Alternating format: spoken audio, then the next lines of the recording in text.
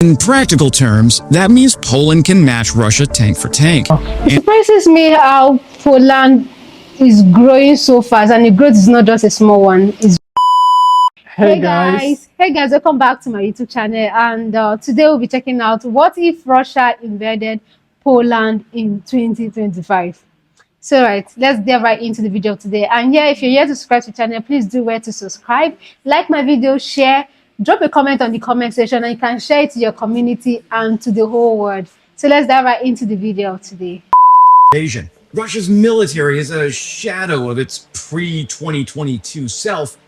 3 years of grinding war in Ukraine have gutted its professional cadres, chewed through its stockpiles, and left it dependent on conscripts with months of training and tanks that should be rusting quietly in museums. Now, Russia still has manpower, still has industrial capacity, and still has nuclear weapons, but the fearsome army that once intimidated NATO is now little more than a bloody-nosed giant with brittle bones. Against that backdrop, the obvious question arises: if Russia ever tried its luck against Poland, how would it end? If Russia the never tried answer is this simple. block. Poland would stop them cold. More than that, Poland would likely dismantle the invading force with ruthless efficiency. What Poland cannot do, and what no one should pretend is possible, is erase the Russian military as a whole. Moscow still has too much depth for that, but if the Kremlin is foolish enough to shove across the Bug River, the price will be measured in Russian brigades left burning on Polish soil. Hey friends, Was here, military analyst, international relations degree, and law nerd. Wow. And Poland has been preparing for this fight for decades. Actually? Unlike some European allies who treated defense budgets like optional donations, Warsaw treated geography as destiny. The result is a military renaissance that is the envy of the alliance. Poland now spends roughly 4.7% of its GDP on defense, making it NATO's biggest spender relative to its economy. Wow. That money hasn't been squandered. Warsaw has focused on exactly the capabilities required to stop Russian aggression: modern armor, long-range artillery, layered air defenses, and the ability to mobilize its population in a hurry. On the ground, Poland is assembling one of the most modern armored forces in Europe. M1A2 Abrams tanks from the US. well, It surprises me how Poland is growing so fast, and the growth is not just a small one. It's very massive, very big. I'm happy for like them putting more resources in the military, because it said other countries are not treating it as serious as Poland, because Poland have seen it all. Poland have been through a lot not to be prepared. So if they're not prepared, I'll be like, why wouldn't we be prepared? So since they are prepared, I'm actually happy, because they should be prepared. Like looking at the Unconquered, you've seen the Unconquered now. Yes. Watching at those videos, Rota and the rest, you see that these people have to be the way they are. Because he mentioned that they are the most prepared people in the whole of Europe. That's a lot. That's so loud. 4% of your GDP is massive, honestly. K2 Black Panthers from South Korea, and upgraded Leopard 2s from Germany. These formed a heavy punch. These are supported, of course, by Rosomak infantry fighting vehicles, Krob self-propelled howitzers, and K9 Thunder artillery systems. In practical terms, that means Poland can match Russia tank for tank, and in most cases, with superior optics, fire control, and crew training. In the skies, Poland fields F-16s and is bringing in F-35s to fly alongside South Korean Fa-50 light fighters. These aren't symbolic purchases. They're part of a carefully layered system anchored by Patriot batteries, CAM and CAM-ER interceptors, and indigenous radar networks. This is an air defense architecture designed to chew up the very tools Russia relies on: ballistic missiles, cruise missiles, and swarms of cheap drones. And beneath the headline systems, Poland has invested in depth. The Territorial Defense Force, a 40,000 strong volunteer reserve, provides local defense, ambush potential, and a stay-behind force in every region. Warsaw has also introduced voluntary military service programs to enlarge the pool of trained manpower. In short, Poland has layered its defenses from top to bottom, making invasion a nightmare at every echelon. To understand the imbalance, you have to look at what's left of the Russian military. The war in Ukraine has inflicted catastrophic damage. By Western estimates, Russia has suffered hundreds of thousands of casualties. Its tank fleet is a rolling museum, with T-62s and even T-55s pressed back into service. Modern platforms like the T-90M exist, but in too small a number to offset the losses. Artillery, long considered Russia's hammer, has also been degraded. Ammunition shortages, counter-battery duels, and drone-directed precision strikes have bled Russian firepower. Where Russia once overwhelmed enemies with sheer volume, it now struggles to maintain tempo without imports from North Korea. The manpower problem is no better. Moscow can mobilize, yes, but mobilization fills the ranks with half-trained conscripts. The professional young officer corps that once gave units backbone has been gutted. They also have no NCO corps, or non-commissioned officers, at least as we think about them in the West. What remains is a patchwork of exhausted veterans, fresh recruits, and convicts pressed into service. This isn't... That's a whole lot. Yeah, the war in Ukraine are taking a toll on them. And again, there's this video I saw when it talks about voluntary recruits. There's a video I saw about Poland, where men and women, and including young youths, coming out to volunteer to the military to be trained. Not like they are now soldiers or as reserve soldiers. Yeah, reserve soldiers. They are trained. It's a willing thing they want to do. Like, and then looking what he mentioned about the Russians having just veterans and younger people. You know, when it comes to being an army, it has to do with strategy, and it has to do with experiences too. So if you don't have that experience in the battlefield, what are you going to? You just be making fresh mistake when you're not supposed to be making mistake at the time. So, wow. The Red Army of legend. It's a battlefield host that can still hurt, still grind, and still throw numbers at a problem. But when faced with a modern, motivated, NATO-backed opponent, its weaknesses are glaring. Okay, the opening salvo, missiles, drones, and a Polish shield. Any Russian invasion of Poland would begin in the air. Missiles and drones would streak across the border in an attempt to blind radars, shred command nodes, and terrify civilians. But Poland has already been rehearsing for this. Russian drones launched against Ukraine have strayed into Polish airspace and been shot down by Polish or Allied interceptors. These aren't hypotheticals, they're dry runs. Against mass strikes, Poland's Patriot batteries, CAM interceptors, and F-16 squadrons would go to work. NATO's integrated air defense network would reinforce them, pooling surveillance and interception.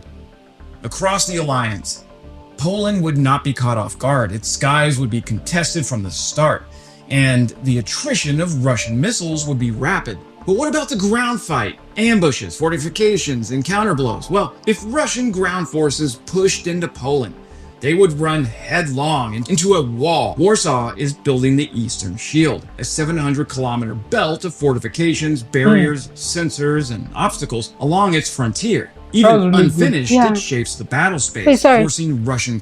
If I truly understand what it does it mean they're building something outside the city? Like Israel, that's any, I think, like a shield that radars and everything. I think they call it Iron Dome. No, not the Iron Dome. No, Israel have a shield that's kind of separated, right? So something like that, a barrier that have sensors. So if someone is coming, they can locate the exact points of which they're trying to enter from and everything. Wow. Columns down predictable routes where artillery can pre-register fire missions. Once inside, the Territorial Defense Force would spring into action. Local fighters ambushing convoys, sabotaging bridges, and holding choke points.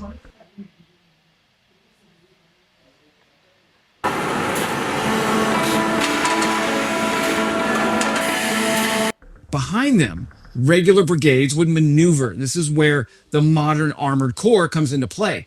Polish Abrams and Leopards would not sit in the trenches. They would counterattack, exploiting stalled spearheads and hammering exposed flanks. The artillery duel would be equally punishing. Poland's Krab howitzers and HIMARS launchers, backed by NATO reconnaissance, could strike Russian artillery parks, ammo depots, and logistics hubs. Kaliningrad and Belarus, the natural springboards for invasion, would become high-value targets. And with NATO's intelligence, surveillance, and reconnaissance overhead, Russia would find it impossible to hide its logistics. Okay, we can't talk about Russia invading Poland without NATO's Article 5, the force multiplier. The force multiplier. Now, let me be clear. I believe Poland could halt a Russian invasion without any other assistance from NATO. Yeah, but the moment a Russian soldier crosses into Poland, the war ceases to be bilateral. Article 5 of the NATO treaty is triggered and the alliance is at war. That changes everything. Unlike Ukraine, which has had to fight and barter for munitions, Poland would fight with the full weight of NATO at its back. American, British, French, German aircraft would flood the skies. Logistics corridors from Germany and the Baltic would open instantly. NATO cyber and space assets would pour data into Polish targeting systems. Russia, meanwhile, would face the same problems it faces in Ukraine, only worse. Its supply lines through Belarus and Kaliningrad would be stretched thin and under constant attack. Its air force, already bloodied in Ukraine, would now face NATO's premier fighter fleets. The imbalance would be so severe that the Kremlin would have only two options: retreat or escalate dangerously. So here's where we reach the heart of the matter. Could Poland destroy the Russian military? The answer depends on scope. Regionally, yes. Any Russian force package, brigades, armies, even multi-army groupings sent into Poland would be destroyed. Polish defenses combined with NATO support would smash them to bits. Strategically, no. Russia as a state retains millions of potential recruits, a still functioning defense industry, and most importantly, nuclear weapons. The Russian military could absorb another disaster, regenerate over time, and remain a threat. Poland can defeat Russia in Poland. It cannot annihilate Russia's armed forces across the entirety of Eurasia. But what can history teach us? Well, history is littered with examples of armies underestimating smaller but better prepared opponents. In 1939, Poland was steamrolled not because it lacked courage, but because it was assaulted from both Nazi Germany and the Soviet Union, without Allied intervention, I might add. In 2025, that script cannot be repeated. Poland is not alone, and Russia is not the Soviet Union. A more fitting analogy is 1939 Finland. Small, outnumbered, but prepared and motivated. The Finns inflicted staggering losses on the Red Army. Now, scale that up. Poland is bigger, richer, better armed, and backed by the world's most powerful alliance. Russia would find itself reliving the Winter War, only this time with NATO supplying the Molotov cocktails. The bottom line is that Poland has spent the last 2 decades transforming itself into NATO's fortress on the eastern frontier. With modern armor, deep strike artillery, layered air defenses, fortified borders, and a mobilized population. It's one of the few nations in Europe that could plausibly fight Russia by itself head-on and win. Russia, by contrast, has bled itself white in Ukraine. Its vaunted army is now a patchwork of conscripts, convicts, and creaky hardware. Russia remains dangerous. Large armies always are. Let's not underestimate our adversaries, but it's brittle in ways that Poland and NATO were built to exploit. If the Kremlin is reckless enough to test Poland, the outcome would be swift and brutal. Russian columns broken in border kill zones, Polish armor surging into counterattack, and NATO aircraft filling the skies. Russia's army would not be destroyed in its entirety, but it would suffer another devastating defeat. And in Warsaw, the message will be clear. This time, the Poles are ready. That's it for today, friends. Subscribing is the best free way to support this channel, and it helps send a message that real humans, not AI slop, are still worth watching on YouTube. And as always, glory to Ukraine, glory to the heroes. Crimea is Ukraine. There's something he said that I know that Russia have nuclear weapons, but Poland does not have. Wow. So it's more like... Do you think Russia will use their nuclear weapons? If it gets to that point, I think they will. I think they're pushed enough. Yeah, if they push enough, they will. US have to just get involved. I think that is like their last resort. But if any nuclear war, the whole world will fight against you. Because it's going to affect everybody. Yeah. So it's going to affect the world. the only way I feel Russia is going to use nuclear weapon is only if they've been pushed on the main soil. Yes. That will be the final result. But on the external soil, them being the person attacking, I don't think they're going to use it. But let me say Poland gets to attack them on the main soil, and of which I know Poland will not be the one to do that. Exactly. Do that, yeah. So I don't think they'll be using the nuclear weapon. But without them using the nuclear weapon, I don't think they'll be able to clearly invade Poland as they've done before. Yeah, it's not because now they're much more prepared. They have more allies, even though Russians also have their own. Even without their allies, they're actually prepared, waiting for, because they've been waiting for centuries, as I said. But China is also an ally to Russia. I mean, that's why they need to come in place. So, wow. Aura for aura. Aura, yeah, I'm telling you. Now it's looking like two big lions on the field. Because they cannot take the sea trying to take Ukraine down. It's not possible. Say less. Poland is now more ready and more richer and more bigger. And have more allies. So since they cannot take down Ukraine, I don't think they'll be able to take Poland down. Yeah, I think so too. But at the same time, I pray that all of this just ends with rattling. Because both sides, people are dying. Yes, so both sides, we have good people, families, friends that would just want to be alive. Somebody's losing someone. Yes. So both sides, please just stop and live a normal life. Like I always say, we just want to live and eat chicken and enjoy our life. So guys, thank you for watching to this point, and please drop your thoughts on the comment section. Tell us more about what you think about this video, and if you're here to subscribe, please do that. Please subscribe, I'm begging you. Like and share and drop your comments on the comment section. For now, bye and stay blessed.